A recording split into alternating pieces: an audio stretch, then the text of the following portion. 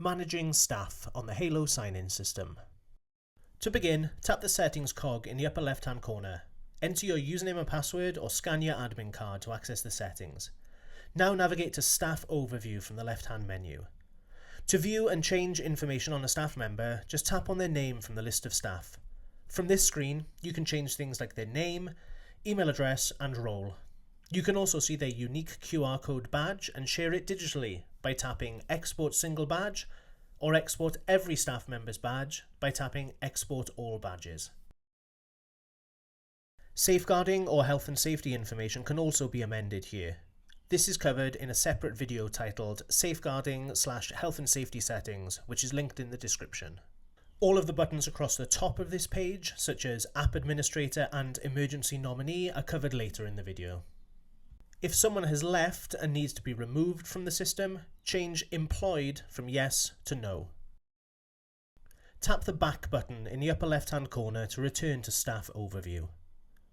To add a new staff member, tap the Add Staff Record button. You can enter their title if needed, and then enter their full name. Tap on Next, and you now have 4 options to choose from. Let's go over what these mean. Emergency Contact means that the staff member will receive a digital report when the emergency button is pressed. App Administrator means that this staff member's QR code will give them access to the settings area in the same way that the main admin card does. Showing the staff list means their name will be visible under the Staff Sign In button. Finally, Showing Visitor List means that this staff member's name will be selectable by visitors to choose who they are there to see when they're signing in. Tap on Next when you're done with this screen. Choose a suitable post title for this staff member. If the staff member will need to receive any reports from the system, or if they want to receive notifications when a visitor has arrived to see them, enter their email address here. This page shows a customizable group option. It's only applicable when using additional references for staff such as departments to categorize them. In most cases this will not be used, but if you are using it, enter the correct group name here. Tap on Next to continue. The next page automatically assigns a badge number to the staff member. If you already have printed badges and want to assign a specific badge number to the staff member, just choose it from the list. If you're printing the badges yourself, then you can give them any number you want. Tap on Accept to complete the process. The new staff member's information will be automatically shown on screen. Press the X to close this window.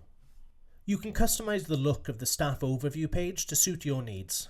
On the right-hand side of the page, you can see 7 green and grey icons. Turn each of these options on or off for each staff member by tapping on them. Let's have a look at what these icons represent.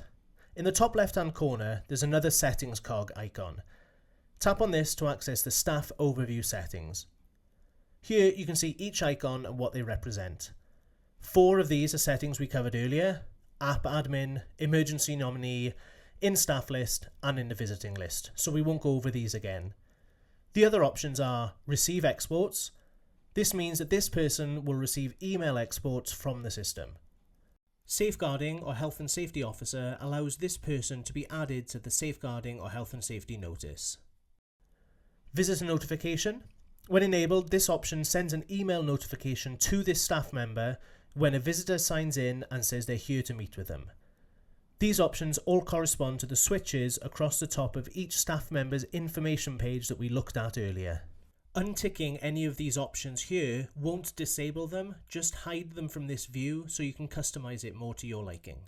Below Visitor Notification is the Badges option. This will replace the icons with a list of each staff member's badge. Edit Employed allows you to quickly mark multiple staff as not employed if they have left and should no longer be included on the sign-in system. Note that their information will be retained in line with your data retention policy set in Settings, GDPR settings. Returning to the Staff Overview menu, Edit Staff Order allows you to move staff members up and down in the Staff Overview list. As a side note, staff names can be arranged in different ways in a couple of different areas within the app. Let's navigate to Settings, Staff, Staff Naming Settings, and this allows you to change how staff names are displayed in different areas of the app. The first option of manual sign in and out options controls how staff names are displayed under the staff sign in or sign out buttons on the main page. Staff arriving or leaving message options changes how a staff member's name is shown during the welcome or leaving message. Visitors selecting who they are visiting options controls how staff members' names are shown to visitors when they are signing in. These names can be organised alphabetically by last name or first name, and if any of these are set to the organised option like they are here, they'll reflect the order of the names in the staff overview settings.